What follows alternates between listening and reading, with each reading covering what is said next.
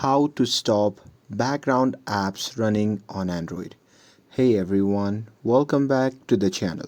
In today's video, I will show you how you can stop background apps running on Android. So now, without further ado, let's get started. So first thing first, open the settings app on your phone. And now here, once you are inside the settings, simply tap on About Phone, and now here in this section, simply find your phone build number and tap on it 7 times to unlock a developer options. And now here, once you have unlocked the developer options, then you simply have to go to the main options, and now here from the main option you simply have to scroll down, and there you simply have to tap on additional settings. And now here inside the additional settings you simply have to scroll down to the bottom, and there you can see developer option, so simply tap on it.